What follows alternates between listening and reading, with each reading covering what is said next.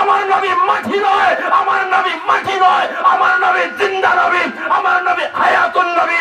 আমরা নবীকে সালাতু সালাম দিলে নবী শুধু শুনে না, মদিনার থেকে আমার নবী আমার সালাতু সালামের জবাব দেয়। কথা কোন ঠিক না বেঠে?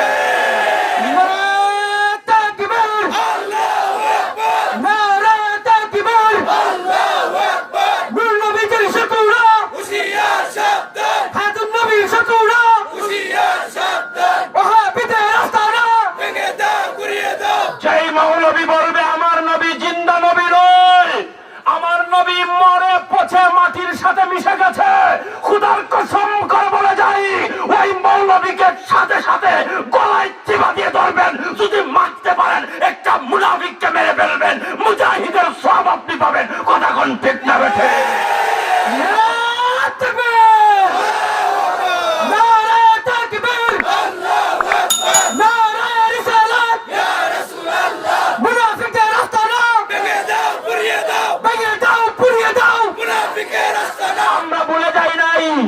আমাদের মুর্শিদের মুর্শিদ আল্লামা সৈয়দ আহমদ শহীদ বেরলভী রহমাতুল্লাহ আলাইহি বালাকোটের ময়দানে মাত্র 313 জন মুর্দে মুজাহিদ সাথে নিয়ে তার বন্ধু হযরত ইসমাইল শহীদ বেরলভী রহমাতুল্লাহ আলাইহি সহ ময়দানে ওয়াহাবিদের বিরুদ্ধে ঝাঁপিয়ে পড়েছিলেন।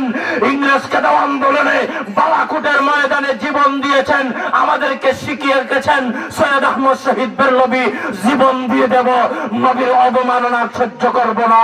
কথা বলেন ঠিক না বেঠি? ভুলে গেলে চলবে না, ভুলে গেলে চলবে না।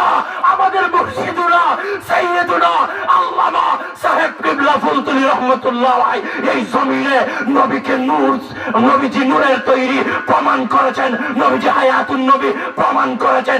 নতুন করে প্রমাণ করার প্রয়োজন নাই। নবীর পক্ষে থাকার কারণে শামসুল উলামা আল্লামা সাহেব কিবলা ফুলতুলি রহমাতুল্লাহ আলাইহিকে শহীদ করার ষড়যন্ত্র করা হয়েছিল সৈয়দপুরের ময়দানে। মার্চ মাসের 5 তারিখ আল্লাহর ওলিকে শহীদ করার ষড়যন্ত্র করেছে। আল্লাহর ওলি বুকের রক্ত দিয়েছেন, আমাদেরকে শিখিয়ে গেছেন রক্ত দাও, রক্ত দাও, রক্ত দাও, নবীর বিরুদ্ধে জিহাদ করো, গর্জে ওঠো, গর্জে ওঠো। কথা কোন ঠিক না বেঠে?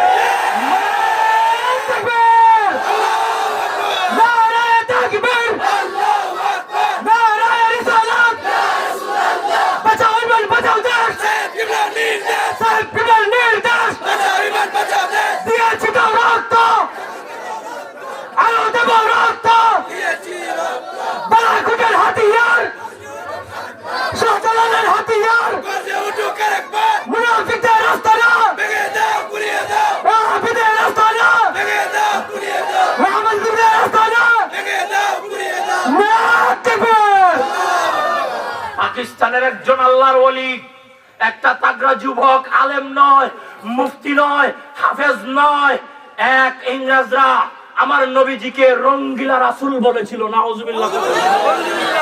ওই যুবকটা সেই দিন প্রতিজ্ঞা করলো, যেটা আমার নবীকে রঙ্গিলা রাসূল বলেছে তার বেঁচে থাকার কোনো অধিকার নাই।